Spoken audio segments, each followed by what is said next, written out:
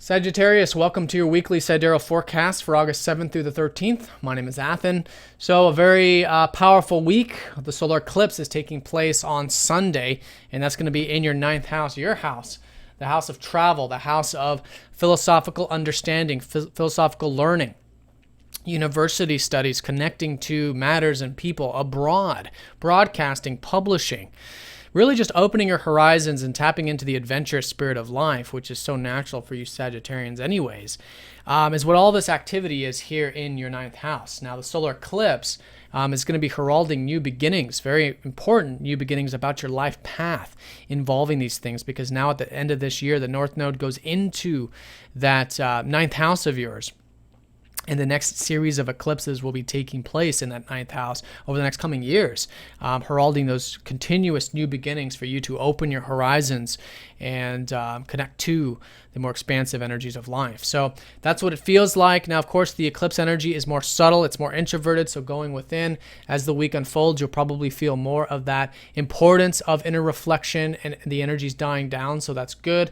Reflecting on that, planting seeds, whether it's spiritually, emotionally, mentally, and that'll be a great way of working with it. And because this energy is quite large, it's for the next few months, so it's going to culminate the springtime of next year. So what you set now will slowly start to sprout over the next couple months approaching.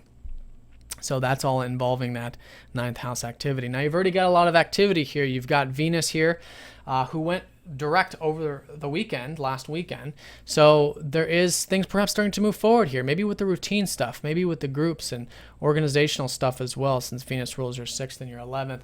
But in either case, you can enjoy these adventurous elements of life or wisdom and learning and stuff like that. Mars is motivating you here. Lots of drive, lots of ambition. This early part of the week, Uranus trines up to Mars. That's going to be taking place, as you can see, pretty much Monday through Wednesday. And so very supportive here. I think there's an inspiration this week for you. Again, tap into that adventurous spirit. It might come from something involving home or family, and it can be tangible. It depends on your personal chart if this is an actual thing, but in either case, you should be feeling quite inspired this week. So certainly utilizing that. And of course, Jupiter's here. So there is opportunities and expansion that will continue going into next year involving these opening of the horizons. So let's go and look at the transits in particular. Like I said, Mars trining up to Uranus. That's very nice. It's a great beginning to this week, very inspiring.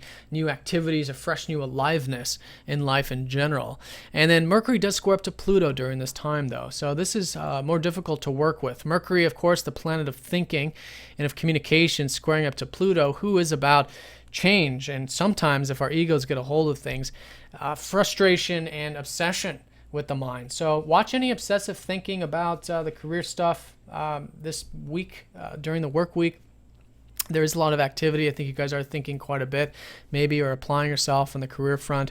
But with a square from Pluto, it's important to have that awareness of the mind and the communications and of the correspondence here, involving especially that career stuff or public stuff.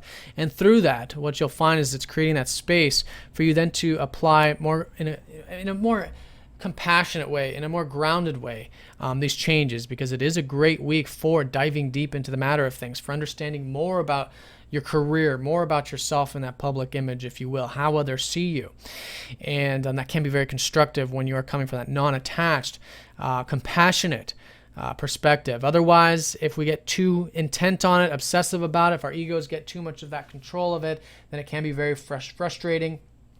And it can be very clashing too if it is involving others, especially with our own personal ideals and ideas that we might be thinking about or communicating. So observation of the mind is probably the best advice I can give with that, and non-attachment to our ideas can really allow us to dive deep with, for you, that 10th house. So that's the work week, and like I said, trining up to Mars, quite the motivation, but the energies are still low as we approach the weekend, so you probably feel them sort of dying down. And then over the weekend, we do have these aspects that will be important. One is that Mercury is sextiling up to Venus. So actually, it is quite a leisurely energy going into next week, actually, and both planets are quite slow in the sky. Mercury is gearing up to go retrograde. Venus is still gaining momentum, so the aspect will be prolonged. So it is a leisurely kind of thing, an appreciation for beauty, and maybe a chance to rest over the weekend as well. Especially great for this eclipse. Now, the sun does oppose up to Chiron, and Jupiter does oppose up to Neptune. So this is that constant balancing point I've been talking about, involving the 9th house and the 3rd house. You know, your 3rd house is about everything on that day-to-day level and the practical mind, and understanding that, you know, the practical mind is very important, and it's great to have things figured out and to understand things and how we can, you know, really conceptualize and ground them and apply them. But Neptune here is saying, you know, there is a power larger than self when it comes to the mind, when it comes to applying these things. And it's through that faith that you have that there's a larger power involving these more daily or practical concerns will allow you to expand, will allow you to see those open horizons. And that's, I think, already been going on anyway. So the key with this is that can continue to be quite healing. This is going to be a very healing eclipse, actually, because it will be opposing up to Chiron. But with Neptune too opposing up to Jupiter, watch any ideals too, any over-idealizing or any fantasies involving expanding your horizons and philosophies and stuff. Stay very grounded with your philosophies. This will be very important, especially next week. And deal with things for how they are. See things for how they are and apply it. But come from that compassion and use those visions, use those ideals and things that come to you that you can, you know, ground, which is the best way to work with Jupiter, is to take those possibilities and turn them into something practical, into something real, which is also great for solidifying these new beginnings that will be unfolding involving that 9th house of yours. So, Sagittarius, have a great week. Thanks for watching. If you have any questions, please let me know. If you like a personal reading, please get in touch.